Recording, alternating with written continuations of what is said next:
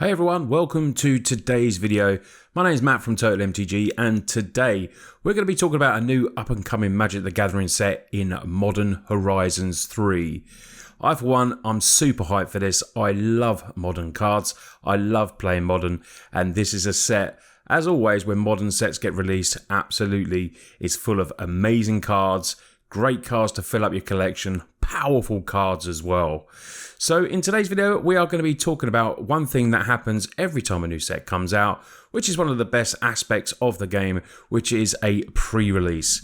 Now, if you've never been to a pre-release before, when a new set comes out, you get to go and play in your local WPN stores that will be holding these events.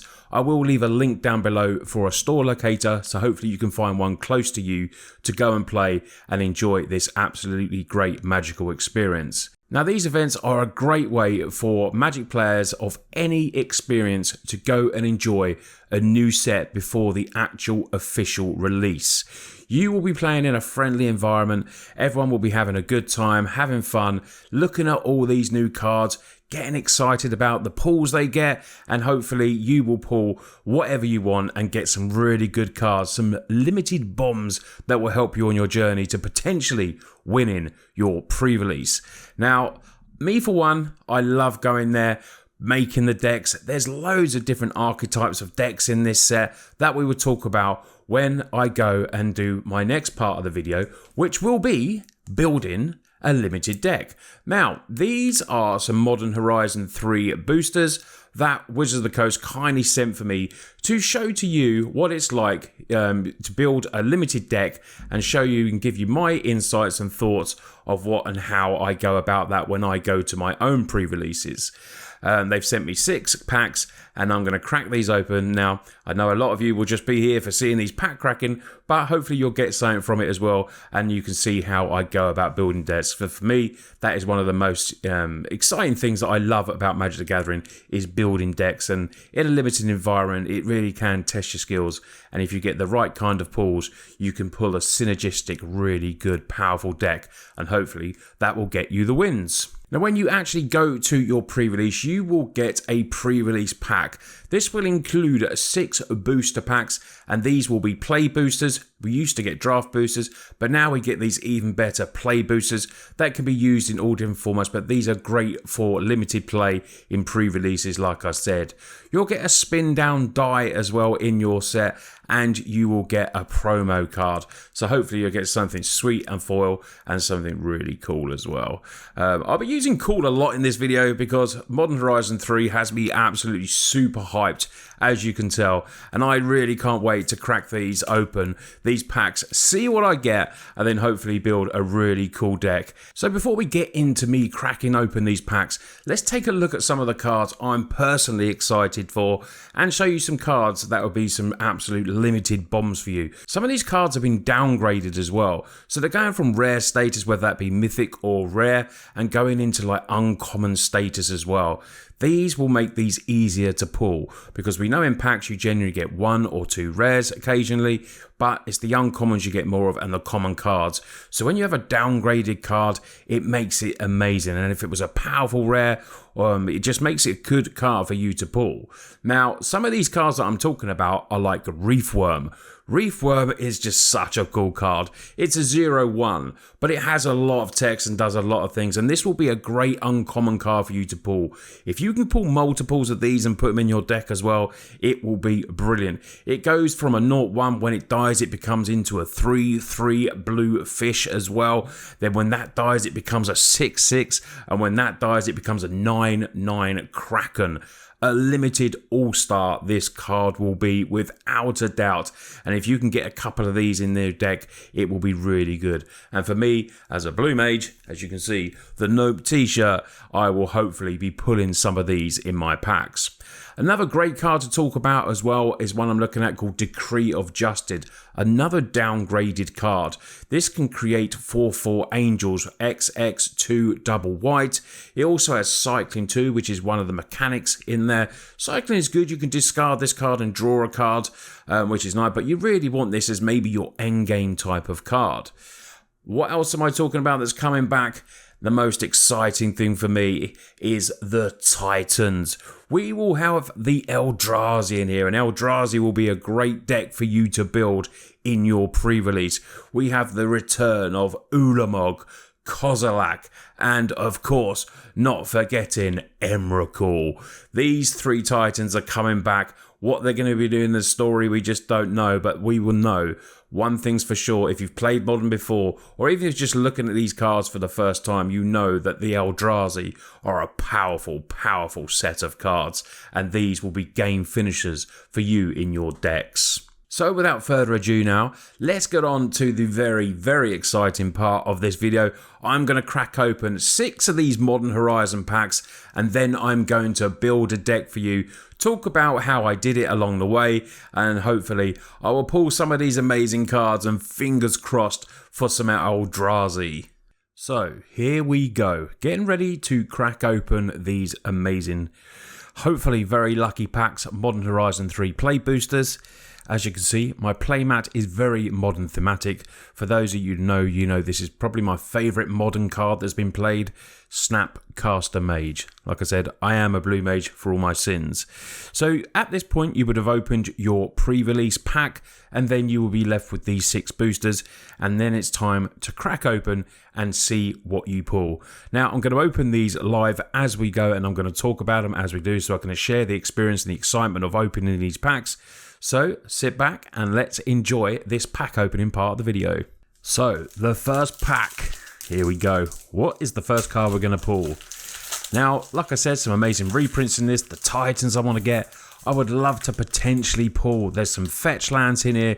We've got wooden, the wooden foothills. We've got polluted deltas, everything like that, all in this set. But we're going to go through this, and then what I would do afterwards, after I've opened all my packs, I will then put them into colour order, which is what I'll do afterwards. But our first card is Cami of Jealous Thirst. Death Touch, always good in a pre-release event, because Death Touch will trade with most, if not all, creatures on the battlefield. We then have Warped Tusker.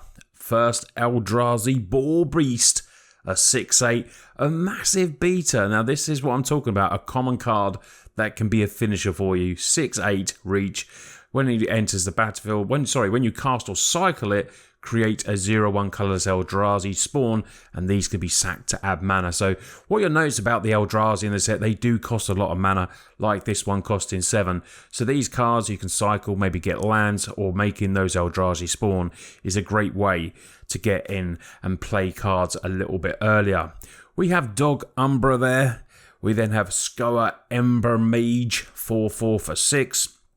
Utter Insignificance. Enchanted creature loses all abilities and has base power toughness 1/1. Now, that is a great way. Removal is prime, what you need in a pre-release. So when you get removal in your packs, if your certain colour of yours is siding more to that, and even though the colour you play really doesn't have any, you are going to need a certain amount of removal. So that can always sometimes influence how you build your decks. We then have a Zombie Rat. Affinity for Artifacts. Now, Affinity for Artifacts is one of the mechanics in here. The spell will cost 1 less to cast for each artifact you control. So it's another good cost reducer to play in your deck. We then have Deceived Landscape. And then we have Cyclops Superconductor with some really cool art there. Another mechanic, Prowess. So if you've recently played Standard, you know Prowess is in at the moment. It's a very good mono-red Prowess deck. So Prowess in Modern, you can get some straight, absolute straight crazy cards to pump up low-costing mana spells. And as you know with Prowess, whenever you cast a non-creature spell, it will pump this up 1/1 till end of turn. We then have our first uncommon, which is Bespoke Battle Wagon, an artifact vehicle. Energy is back. How do you feel about energy? For those players that have played it, it's a fun mechanic. Getting energy and using your energy to do stuff like tap target creatures, draw cards, various different things. Brain Surge. We're getting the blue cards for me here. Draw 4 cards and put 2 cards from your hand on top of your library. Card draw, great way to go through your deck. Now, obviously, the decks you build, they're not 60 card decks, they're usually 40 card decks. So, too much card draw, you might mill yourself and end up with no cards. But this, to go and find what you need, is a very good card. We then have Suppression Ray. And then we have Deep Analysis. This is a very blue pack. It's like Withers knew I was a blue player and wanted me to build a blue deck. And then we go to our first card, and it's a mythic. Eldrazi Corvuscle. 1 double green, 3/3. So you may look at the top card of your library anytime. That's really cool. Legendary creature, and you may cast creature spells from the top of your library. So if you're building a deck that's heavy green, green is the color usually for creatures. This will be a really good mythic. And if I pull lots of green cards, this could be, you know, a card that I would easily put into the deck. It also has 1 green mana, tap 2 untapped creatures you control, reveal a card from your hand, or the top card of your library. If it's a creature card revealed this way, put it onto the battlefield. That seems pretty strong to me and a really, really, really cool card. And then I've got a nice foil. Look at the glistening on that. An Eldrazi Devoid. The color has, even though it's color cost, the card itself has no color. When you cast a spell, tap up to 1 target creature, put a stun counter on it. This has reach and a 4/5, so this is a really strong common. 5 mana, does things, and it has reach. You can stop flyers, big stats as well. 5 mana, very good. And then is a token. But our first mythic there was actually a very strong card. I seem to pull predominantly blue there, so we'll have to see what other cards we pull to sort of deck that I am going to make with this. So we have Drossclaw. We then have a Gift of the Viper, instant speed, Trixie, put a 1/1 counter and reach counter, death touch counter on target creature. Untap it for 1 mana as well. Wow, so prowess will be good. Nyxborn Unicorn. Then we have Thriving Skyclaw, Cat Dragon. Cat Dragon does have flying as well. Ether Spike. Choose target spell. You get 2 energy counters. Then you may pay any amount of energy to counter that target spell unless its controller pays 1 for each of the energy. So you're going to need an energy base around this, but you do get 2 energy as well. So it's an interesting card, an interesting counter spell. If you're building an energy deck, this obviously can get better, but Ether Spike is a very interesting card to me. Contaminated Landscape, then we have Scurry of Gremlins. Pretty good uncommon this. Ends a battlefield, create 2 tokens, so you get 2 1/1s, so making the defenses go up. Then you get any amount of energy equal to the number of creatures you control. Pay 4 energy, creatures get +1 and haste. So more in an aggro kind of deck, but yeah, 4 mana, a pretty sweet card. We then get another Eldrazi Territory Color, and then Collective Resistance, which is not bad. It has Escalate, so you may pay this cost for each mode past the first. So you pay 2 mana, then you escalate it by paying 1 mana to do more. So destroying artifacts, great with, you know, with lots of artifacts in opponent's decks. Enchantments or target creature gains hexproof and indestructible, so stops from removal or being targeted. We then get a cool. Now this is one of the good commons. If you're going the Eldrazi route, Warm Power Stone to ends the battlefield tapped. If you can get a couple of these in your sealed pool, it'd be really good for those big spells later on.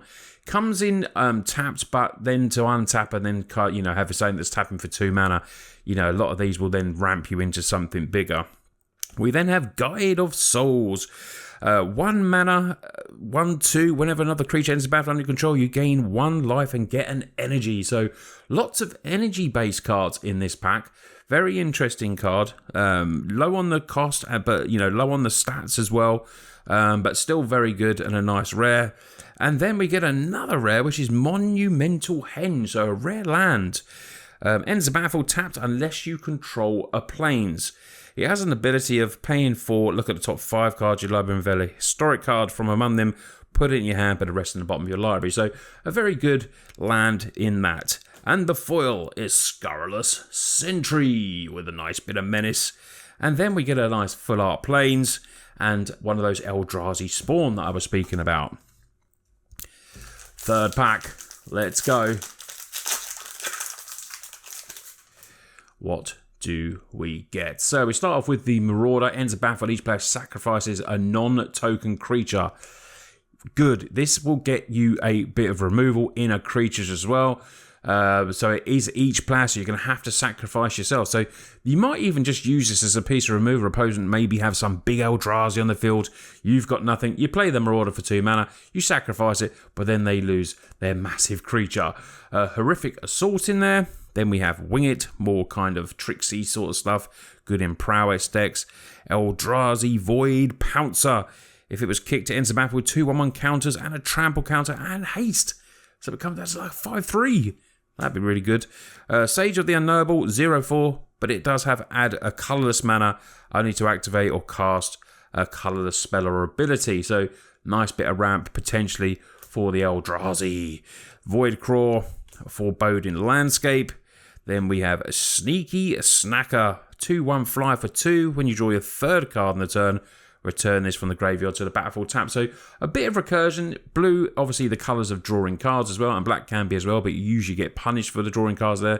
But as we saw in our first pack, there was ways to draw multiple cards. Then we go Reckless Pyrosurfer, Haste Landfall, another mechanic in the set. Whenever land ends the battlefield under your control, Reckless Pyrosurfer gains Battle Cry until end of turn. So I love landfall decks. My favourite kind of commander deck is Touchy Over, which is lands. So landfall is definitely a mechanic that I do enjoy. Static Prison ends the battlefield. Exile target non-land opponent controls till this leaves the battlefield, and you get some energy. It's just 1 mana. 1 mana. And then we have Ajani Fells the Godsire. Few sagas in the set. Sagas are, have always been really good to me. They've been powerful cards. They have all these different effects in there. Exile target creature opponent controls power 3 or greater. So although this one does cost 5 mana, it gets you a token as well with vigilance, and then target creature you control gets double strike into end of turn for the 3rd law counter. And then we have Meteoric Mace, and the Necrobloom is one of our rares. Now look at the toughness on that. 2/7. Has landfall. Like I said, a mechanic that I do like. Whenever a land ends the battlefield under control, create a 0/1 green plant token. Then if you have 7 more lands with different names, create a 2/2 black zombie token. So there is a land that's very similar to that, isn't it? A land that is a very much talked about land that is very similar to that. Then land cards in your graveyard have Dredge 2. But the stats on that, 2/7, 4 mana, very nice. And then Pinnacle Monk, which is one of our flip cards, then can go into a land, ends the battlefield. You may pay 3 life. If you don't, it enters the battlefield tapped. And that is a very gorgeous foil. I'm a bit of a magpie. I do love foils. So here we go. 3 packs to go. Let's take a look at our next pack. So now we go with Gravedigg. Choose 1. Sorcery card, but 2 mana. Creating a zombie token or return a target creature card graveyard to hand, which is very nice. You can entwine the 2 as well. Temperamental Oozy Wag. Potential for the best name in the set. Oozy Bushwag. I mean, yeah, the Brushwag is cool. Thraben Charm. Then we have Inventor's Axe. Tempest Harvester. Ends battle, get 2 energy. Pay 1 energy, draw a card, then discard a card. Is pretty decent if you've got enough energy in your deck to maybe go through and find the cards that you need. We then have a Gargoyle, has flying as long as it's modified, so it needs to have counters, something like that. We then have our first uncommon, which is a Propagated Drone. Creature tokens you control have Evolve. So Evolve means they can get bigger, counters on them, stuff like that, building up a massive army. Envoy of the Ancestors. We then have Urza's Cave. Urza's Cave. And our rare? No. Oh, it's another uncommon. I was jumping ahead of the gun there. This is enters the battlefield. You may change the target of an instant or sorcery spell with a single target to this creature instead. So there's a lot of good cards in this. I like that. It's a 1/4 stat for 3 mana. And then it will flip. There's a land there. Enter the battlefield, you may pay 3 life. If you don't, enter the battlefield tapped. I do like these flip cards into the lands. I think they're pretty cool. Distinguished Conjurer. I can't even speak. Distinguished Conjurer. There we go. We got it. Whenever creature enters the battlefield under control, gain a life. Nice life gain deck. And then we have 6. A legendary Tree Folk. 2/4, has reach, 3 mana. When 6 attacks, mill 3 cards. You may put a land card from among them into your hand. Self-mill in pre-release for me is a bit of a no-no, but you can build some good if you have a lot of recursion.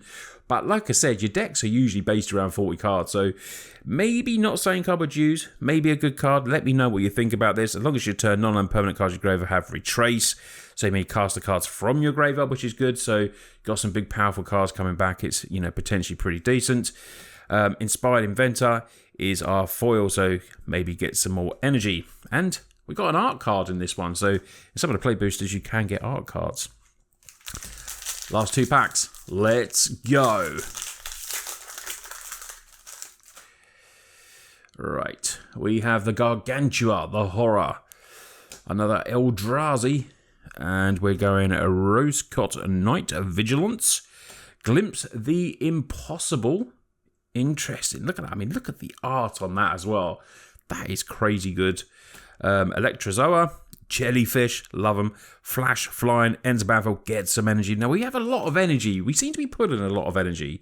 So maybe my deck is going to be energy-based, although we do have a lot of Devoid spells as well, so Eldrazi-esque. Next uncommon is Fangs of Colonia. Then we have a Charitable Levy. Non-creature spells cost 1 more to cast. Making spells cost more. It is going to make our spells cost more, which is another way. But when a player casts a non-creature spell, put a collect counter on it. If they know 3 or more collectors, sacrifice it. If you do draw a card, then we search live for a plane. So slowing down opponent type of card. Slink into Stupor. And then we have Victimize. Victimize, returning card. Choose 2 target creature cards in your graveyard. Sacrifice a creature. If you do, return chosen cards to the battlefield tab. So, yeah, Victimize, I'm pretty sure, is a reprint. Then, although, you know, Polluted Delta, amazing card. In your pre-release, in your pool, there's going to be cards that you just really want to pull in your packs. But then there's going to be some cards that, you know, still, this is going to be good in your deck. It will thin your deck out. By that, I mean, you'll be able to go and search for a land to make 1 less card land in there to go and then find, you know, hopefully find more of your bombs. But I'm very happy to pull this. Modern fetch lands are just the best, and I love that they've reprinted this. And Polluted Delta in my colours. We get a foil Dog Ombra there and a foil Forest. But for me, that was a very, very good pull, and I have no qualms about pulling lots of fetch lands from this set because they are just such good modern staple cards. We've had no big Eldrazi, but maybe this is the pack. We have the energy counter ready in case we want to put the counters on this and build our energy deck, which is a potential for this. We then have Sentry. We have an Eldrazi Lizard. We have a Slith there. Ends of battle, get 2 energy. Wow. It just wants me to build energy, doesn't it? It really does want me to build energy. Artifact Gargoyle. Perilous Landscape there. Cycling for that is the colours of Jesky. All 3 cards there. A Cursed Wombat. Is this the card with the best name? Nightmare Wombat. Maybe that's the best creature type. Cartographer. We then have Waterlog Teachings. Oh, very good reprint this. Probably more known for Commander, but this is still a good card. 2/2, a lifelink. For each black mana in a cost, you may pay 2 life rather than pay the mana.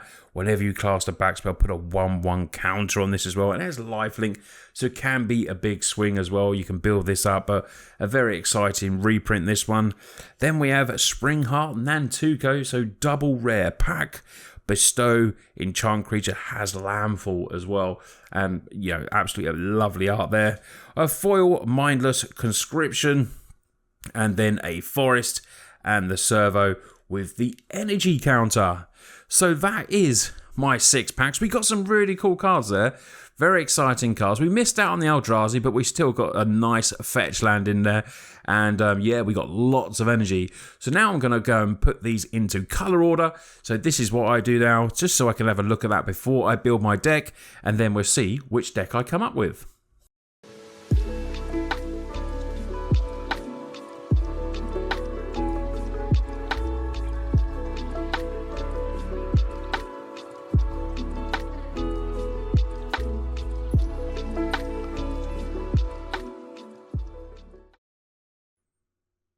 So guys, I have built my deck.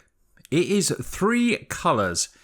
I generally don't say to go to more than 2 in a pre-release, but I just felt like I had some nice lands and I had a lot of good energy cards. So, spoiler here, I have made a Jesky energy deck. The colours of blue, red and white. These colours, they mix together really well, and I had a lot of energy, but not enough to build a 2-colour deck, but I made a 3-colour deck. But I did, like I said, I did have some really cool lands. So it's a 40-card deck that I've built. The lands, of course, I'm going to put in my Polluted Delta. That will just get in there. Get me, if it only gets me an island, it will thin that deck out a little bit more. So if you get one that just plays one of your colours, I would still recommend it is worthy of that 1 life to go and get your lands. I then have some of the landscapes. So we've got Prerelease landscape. That is the Jesky colours there. So we can sacrifice it, search for a basic island, mountain or plains. That works very well for us. I wish I pulled a couple of them. Would have been nice for the 3-colour deck. But then we have contaminated landscape as well. That goes and helps me get either the island or the plains. So some good lands there. 3 good lands. I would run 17 lands in total in my deck. So we're going to take a look at the creatures first of all. So the only 1 drop that we do have is Guide of Souls, or 1/2. Whenever the creature enters the battlefield under control, we gain 1 life and we get an energy counter. Now I have 14, I think it's 14 or 13 creatures in total. 4, 5, 6, 7, 8, 9, 10, 11, 12. 13 creatures in total. I would aim between 13 to 16 creatures depending on which, type of draft deck you are going for. There's lots of different draft decks that you can make out of this, but it really does depend on the colours you get. You have white-blue energy flyers. I just didn't have enough flyers. You have white-black modified dies, green-white modified. There's a lot of that. Red-green Eldrazi Spawn is another deck type that you could possibly build. Red-white energy, like I said, I didn't have enough for just 2 colours, but that is another kind of blue-red energy deck that you can build as well, a mid-rangey sort of deck. But I went for the 3 colours. Call me crazy. So in next order, we have the Pyrosurfer, Haste, Landfall. I just think this is a really good card. It doesn't have energy base, but the majority of our cards do. But this can give Battle Cry. So for me, this coming down as a 2/2, playing the land. Whenever the land's under battle, get Battle Cry until end of turn. Whenever this creature attacks, each attacking creature gets +1/0 till end of turn. So gets up a bit of a pump. We then have Riddle Gate Gargoyle. A 2/2 ends the battle, 3 energy. Whenever you attack, you may pay 2 energy. When you do, target creature control gets a lifelink, which is pretty sweet as well. We've got lots of enter the battlefield effects to build up this energy. Tempest Harvester gets us 2 energy when it enters, and then it has a bit of card draw and discard for that as well. Roll Cartographer, a card that has Landfall, again, ends the battlefield, you get an energy counter, pay 6 energy, draw 3 cards. We have such synergy in this deck, and that's what you want to do when you're building your deck, is to have synergy like this. Slith ends battle, 2 energy. When it attacks, pay 2 energy, gains first strike to end of turn, deals combat damage to a player, 1/1 counter. So these creatures is going to get bigger. This flash in a tricksy sort of spell, but can obviously help with the land as well. We do have the laboratory on the back. But this will maybe change something and get a creature that's just going to be removed that is one of your better creatures. You then flash this in and it changes the target. Superconductor, Prowess. We've got quite a few spells in this as well to activate the non-creature spells. We do have, I think it is, about 10, 11 spells as well. So plenty of spells to activate the prowess on this.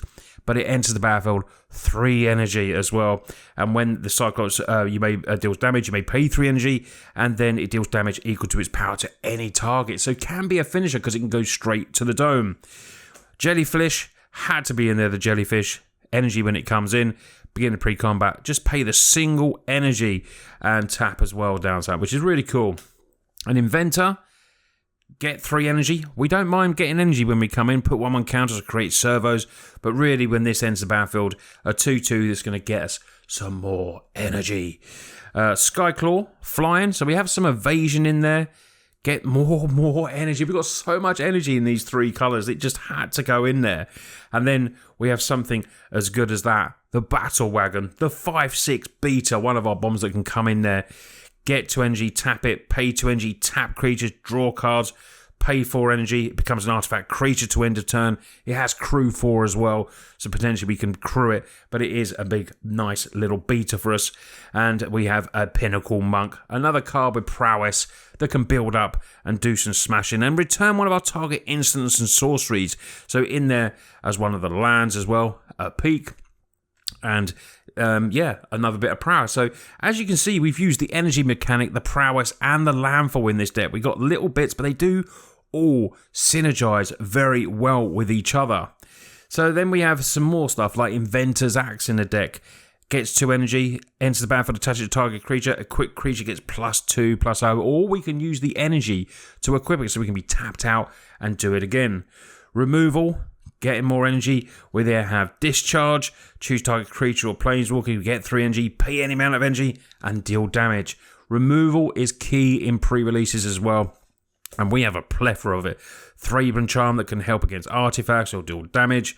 We have counter spells in energy-based form as well, and then some all-important more card draw. In case we don't have the energy with the base ones that are there, we have Brain Surge in there to draw a big 4 cards. And doing what blue does, Sink the Stupor, returning spells, being tricksy in this deck. Slice is just really good. It's devoid, 2 less to cast if opponent has a multicolour opponent, which is pretty easy for opponents to have. And then this will cost 2 less to cast. Then for 1 mana, 4 damage to any target, so we can do it to the dome as well. Last 2 cards, Scurry of Gremlins. Well, I'm going 3 colours, making Gremlin tokens. Then you get an amount of energy equal to the number creature control. Pay 4 energy. Remember, if you've got a big stack of energy built up, you can pay this any number of times as long as you've got the energy. Paying 4, creatures get haste and +1/+0. And then the last card of the deck is Suppression Ray. Tap all creatures, target players you control, so we can then get the hasty creatures all going through. Playing the energy, X creatures tap this way, and then they get a stun counter. That is the deck. An energy-based Jesky deck that had very, it's so synergistic, this deck. I was very lucky in the cards that I pulled. Had to go 3 colours instead of 2, but what do you think of the deck? Let me know what you think of the deck I built and how, would you feel it stand a good chance? Maybe if we were facing a big Eldrazi Titan smashing us like Emrakul or something like that, that's pretty much game for any deck. But I feel like this deck would work very well and we could potentially get some good wins. We've got bounce to chuck stuff back and everything like that. Counter spells, removal. 4 removal in a lot, but a lot of it goes to the dome as well, so we can do it to attacking players as well. But all in all, I'm very happy with this deck. So there's hopefully some helpful information for you, and I hope you enjoyed this video. Modern Horizons 3 is such an exciting set. I just want to say thanks again to Wizards of the Coast for sponsoring this video, giving me these packs, giving me, give me the chance to go through them early and show you what some of the cards are like, going through some of the archetypes, some of the decks that you'll be able to play. I hope you found this very helpful and you'll be able to take some of that knowledge to your WPN store and go and play the pre-releases for yourself. The events are all between June the 7th and June the 9th. Let me know in the comments how you did. Come back and tell me and let me know what decks you built. I'll be really excited to know, and hopefully you have put the, pulled some amazing cards, or you managed to take down your pre-release. Thanks again for watching today's video. You lot take care, and I'll see you on the next one.